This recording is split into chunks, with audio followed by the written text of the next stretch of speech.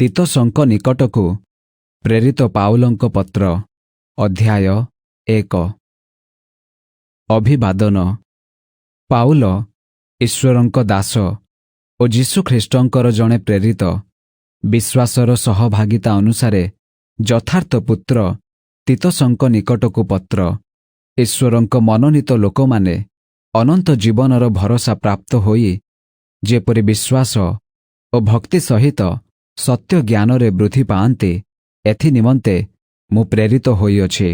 ସେହି ଅନନ୍ତ ଜୀବନ ସତ୍ୟ ଈଶ୍ୱର ଅନାଦିକାଳ ପୂର୍ବେ ପ୍ରତିଜ୍ଞା କରି ଯଥା ସମୟରେ ଆପଣା ବାକ୍ୟ ପ୍ରଚାର ଦ୍ୱାରା ପ୍ରକାଶ କଲେ। ସେହି ବାକ୍ୟ ପ୍ରଚାର କରିବାର ଭାର ଆମ୍ଭମାନଙ୍କ ତ୍ରାଣକର୍ତ୍ତା ଈଶ୍ୱରଙ୍କ ଆଜ୍ଞାନୁସାରେ ମୋଠାରେ ସମର୍ପିତ ହୋଇଅଛି। ପିତା ଈଶ୍ୱର ଓ ଆମ୍ଭମାନଙ୍କ ତ୍ରାଣକର୍ତ୍ତା ଖ୍ରୀଷ୍ଟ ଯୀଶୁଙ୍କଠାରୁ ଅନୁଗ୍ରହ ଓ ଶାନ୍ତି ହେଉ। ପ୍ରାଚୀନ ପଦର ଯୋଗ୍ୟତା।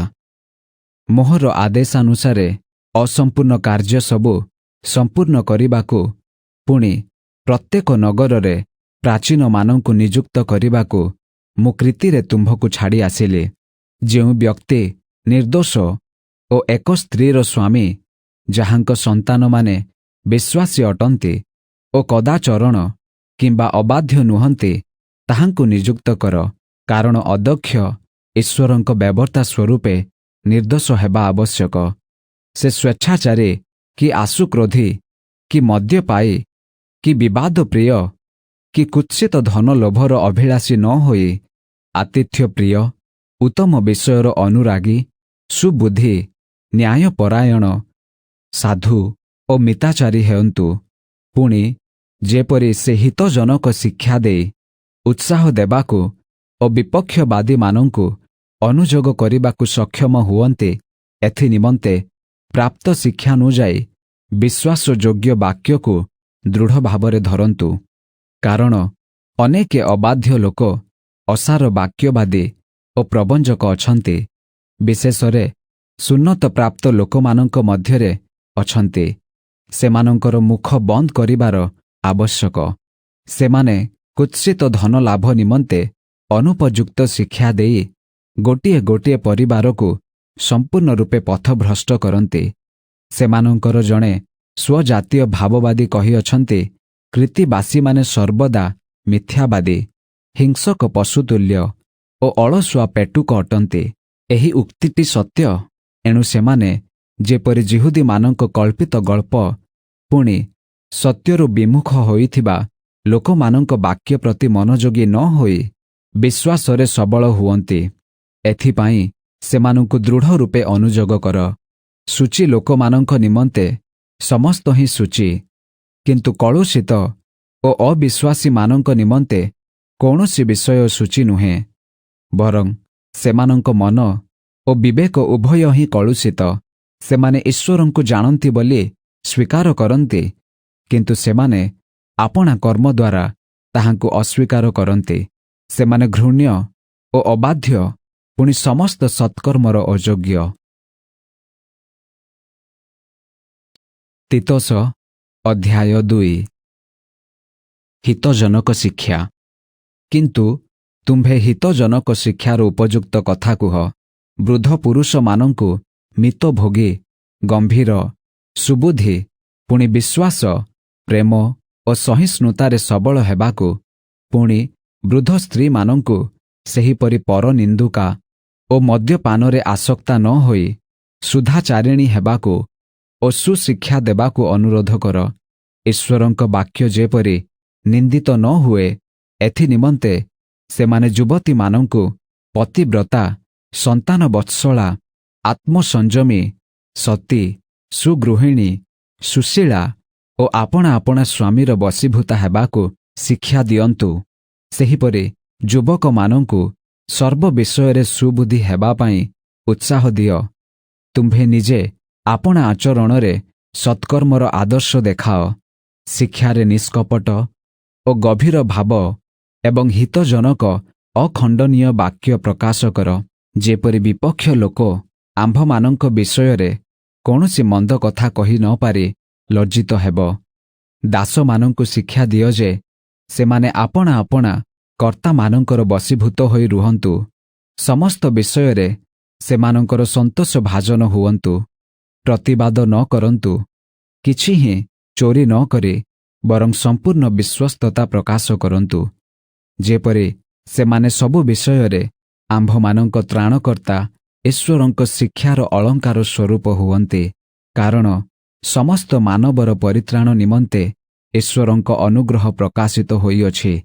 ପୁଣି ଆମ୍ଭେମାନେ ଯେପରି ଅଧର୍ମ ଓ ସାଂସାରିକ ଅଭିଳାଷ ପରିତ୍ୟାଗ କରି ଏହି ବର୍ତ୍ତମାନ ଯୁଗରେ ସୁବୁଦ୍ଧି, ଧାର୍ମିକ ଓ ଭକ୍ତ ଭାବରେ ଜୀବନଯାପନ କରୁ, ଆଉ ସେହି ଆନନ୍ଦଦାୟକ ଭରସା ପୁଣି ଆମ୍ଭମାନଙ୍କ ମହାନ ଈଶ୍ୱର ଓ ତ୍ରାଣକର୍ତ୍ତା ଖ୍ରୀଷ୍ଟ ଯୀଶୁଙ୍କ ଗୌରବର ପ୍ରକାଶ ଅପେକ୍ଷାରେ ରହୁ, ଏଥି ନିମନ୍ତେ ଶିକ୍ଷା ଦେଉଅଛି।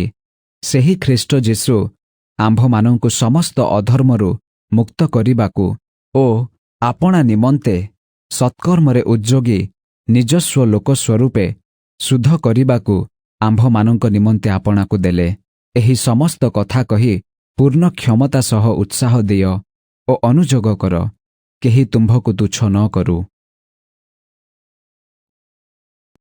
ତିତସ ଅଧ୍ୟାୟ 3। ସମସ୍ତ ସତ୍କର୍ମ ନିମନ୍ତେ ପ୍ରସ୍ତୁତି। ଶାସନକର୍ତ୍ତା ଏବଂ ତାହାର ଅଧିକାରୀମାନଙ୍କର ବଶୀଭୂତ ଓ ବାଧ୍ୟ ହେବାକୁ, ପୁଣି ସମସ୍ତ ପ୍ରକାର ସତ୍କର୍ମ କରିବା ନିମନ୍ତେ ପ୍ରସ୍ତୁତ ହେବାକୁ, କାହାରି ନିନ୍ଦା ନ କରିବାକୁ, କାହାରି ବିରୋଧୀ ନ ହେବାକୁ, ମୃଦୁଶୀଳ ହେବାକୁ, ପୁଣି ସମସ୍ତ ଲୋକଙ୍କ ପ୍ରତି ସର୍ବପ୍ରକାରେ କୋମଳ ଭାବ ଦେଖାଇବାକୁ ସେମାନଙ୍କୁ ସ୍ମରଣ କରାଅ। କାରଣ ପୂର୍ବେ ଆମ୍ଭେମାନେ ମଧ୍ୟ ନିର୍ବୋଧ, ଅବାଧ୍ୟ, ଭ୍ରାନ୍ତ, ପୁଣି ନାନା ପ୍ରକାର କୁଅଭିଳାଷ ଓ ସୁଖଭୋଗର ଦାସ ଥିଲୁ। ହିଂସା ଓ ଈର୍ଷାରେ କାଳକ୍ଷେପଣ କରୁଥିଲୁ, ଆଉ ଘୃଣାର ପାତ୍ର ହୋଇ ପରସ୍ପରକୁ ଘୃଣା କରୁଥିଲୁ।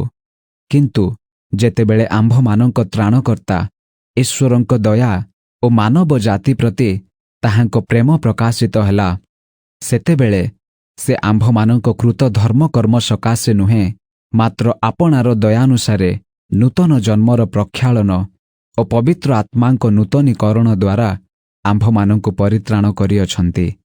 ସେହି ପବିତ୍ର ଆତ୍ମାଙ୍କୁ ସେ ଆମ୍ଭମାନଙ୍କ ତ୍ରାଣକର୍ତ୍ତା ଯୀଶୁଖ୍ରୀଷ୍ଟଙ୍କ ଦ୍ୱାରା ପ୍ରଚୁର ରୂପେ ଆମ୍ଭମାନଙ୍କ ଉପରେ ଢାଳିଦେଲେ, ଯେପରି ଆମ୍ଭେମାନେ ତାହାଙ୍କ ଅନୁଗ୍ରହରେ ଧାର୍ମିକ ଗଣିତ ହୋଇ ଭରସାନୁସାରେ ଅନନ୍ତ ଜୀବନର ଅଧିକାରୀ ହେବୁ। ଏହି କଥା ବିଶ୍ୱାସ୍ୟ। ଆଉ ଯେପରି ଈଶ୍ୱରଙ୍କଠାରେ ବିଶ୍ୱାସକାରୀମାନେ ସମସ୍ତ ସତ୍କର୍ମରେ ପ୍ରବୃତ୍ତ ରହିବାକୁ ମନୋଯୋଗୀ ହୁଅନ୍ତି, ଏଥି ନିମନ୍ତେ ଏହି ସମସ୍ତ ବିଷୟରେ ଦୃଢ଼ ରୂପେ ଶିକ୍ଷା ଦିଅ ବୋଲି ମୋହର ଇଚ୍ଛା। ଏହି ସମସ୍ତ ବିଷୟ ମନୁଷ୍ୟମାନଙ୍କ ପକ୍ଷରେ ଉତ୍ତମ ଓ ହିତଜନକ, କିନ୍ତୁ ବିତଣ୍ଡା ବାଦାନୁବାଦ, ବଂଶାବଳୀ, ବିରୋଧ ଓ ମୂଷାଙ୍କ ବ୍ୟବସ୍ଥା ବିଷୟକ ବାକ୍ଯୁଦ୍ଧରୁ ଅନ୍ତର ହୁଅ। କାରଣ ଏହିସବୁ କ୍ଷତିଜନକ ଓ ଅସାର। ଯେଉଁ ଲୋକ ଭ୍ରାନ୍ତ ଶିକ୍ଷା ଦ୍ୱାରା ବିଭାଜନ କରିବାକୁ ଚେଷ୍ଟା କରନ୍ତି, ତାହାକୁ ଥରେ ଦୁଇଥର ଅନୁଯୋଗ କଲାଉତାରେ ତାହାଠାରୁ ପୃଥକ୍ ହୋଇ ରୁହ। ଏହିପରି ଲୋକ ଯେ ପଥଭ୍ରଷ୍ଟ ହୋଇଅଛି ଓ ପାପ କରି ଆପଣାକୁ ଆପେ ଦୋଷୀ କରେ, ଏହା ତ ତୁମ୍ଭେ ଜାଣ। ଶେଷ ପରାମର୍ଶ ଓ ସମ୍ଭାଷଣ। ଯେତେବେଳେ ମୁଁ ତୁମ୍ଭ ନିକଟକୁ ଆର୍ତେମା କିମ୍ବା ତୁଖିକକୁ ପଠାଇବି, ସେତେବେଳେ ନିକୋପଲି ସହରରେ ମୋ ପାଖକୁ ଆସିବା ପାଇଁ ଉଦ୍ୟମ କର। କାରଣ ସେଠାରେ ଶୀତକାଳ କ୍ଷେପଣ କରିବାକୁ ମୁଁ ସ୍ଥିର କରିଅଛି। ମୋଶାଙ୍କ ବ୍ୟବସ୍ଥା ଶାସ୍ତ୍ରଜ୍ଞ ଜିନା ଓ ଆପୋଲୋଙ୍କୁ ଯତ୍ନପୂର୍ବକ ବାଟ ବଳାଇ ଦିଅ, ଯେପରି ସେମାନଙ୍କର କୌଣସି ଅଭାବ ନ ହୁଏ। ଆମ୍ଭମାନଙ୍କ ଲୋକମାନେ ମଧ୍ୟ ପ୍ରୟୋଜନୀୟ ଉପକାର ନିମନ୍ତେ ସତ୍କର୍ମରେ ପ୍ରବୃତ୍ତ ରହିବାକୁ ଶିଖନ୍ତୁ, ଯେପରି ସେମାନେ ଫଳହୀନ ନ ହୁଅନ୍ତି। ମୋ ସଙ୍ଗରେ ଥିବା ସମସ୍ତେ ତୁମ୍ଭକୁ ନମସ୍କାର ଜଣାଉଅଛନ୍ତି। ବିଶ୍ୱାସ ସମ୍ବନ୍ଧରେ ଯେଉଁମାନେ ଆମ୍ଭମାନଙ୍କୁ ପ୍ରେମ କରନ୍ତି, ସେମାନଙ୍କୁ ନମସ୍କାର ଜଣାଅ। ତୁମ୍ଭ ସମସ୍ତଙ୍କ ପ୍ରତି ଅନୁଗ୍ରହ ବର୍ତ୍ତୁ।